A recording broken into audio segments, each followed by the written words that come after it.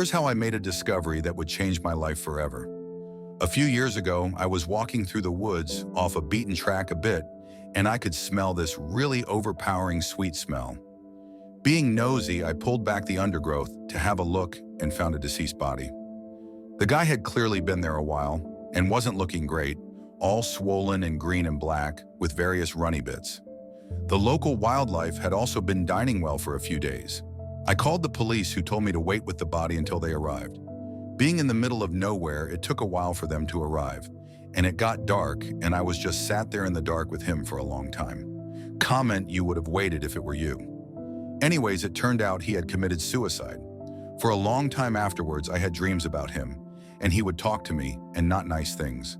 Mainly about how he was angry I had disturbed his resting place, and he wanted me to off myself. Probably just my imagination, but all pretty disturbing at the time. He still turns up in my dreams from time to time. Do you guys think I was wrong for calling the police in this situation?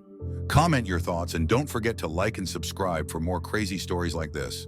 Crazy Reddit stories. I was 17 and had just gotten my license. Back in high school, my friends and I had made it a mission to find abandoned houses to throw parties in. We had a few good candidates, but the motherlode was this house I would pass on my way home from work.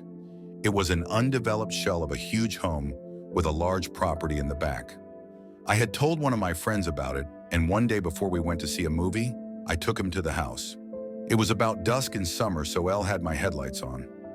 I pulled into the tront of the house, and we were there for like 10 seconds tops before we pulled back to go to the main road.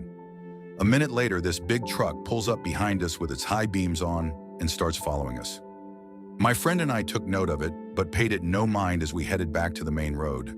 At the light, I turned right, but the truck cut through the gas station at the corner and blocked us off. Out of the truck comes this big hulk of a man, and my friend and Elle are so scared to our pants. He taps on the window and I roll it down. Now, the really freaky part is that this is a busy road, and now there was no one in sight. He asked us what we were doing at the house, and I quickly lied and said we were making a U-turn. He stares at us for a few seconds, smiles, and sends us on our way. To this day, the house remains unfinished, and I'm convinced it's a drug operation of some sort. Do you think it's safe to explore abandoned houses? Comment your thoughts in the comments section, and don't forget to like and subscribe for more videos like this. I thought I was been taken by aliens. Here's what happened. When I was a kid, my dad let me watch Sightings, Unsolved Mysteries, and we had those Time Life books on pyramids, UFOs, Bigfoot, etc. I read books on abductions, encounters of the third kind, all that stuff. But alongside the fascination, at night I was absolutely terrified.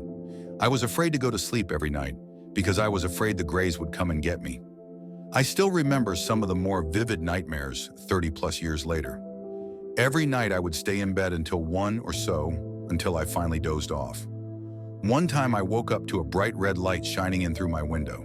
I couldn't move at all, and I thought I saw shadows in the corner of my room. After what seemed like an eternity, the light went out and I could move again. That scared me for years and years. Later in my 20s, I would learn what sleep paralysis was and recognize that this is what had happened to me all those years ago. I've slept much better since. Do you guys think sleep paralysis is even real? Comment your answers and don't forget to like and subscribe for more videos like this.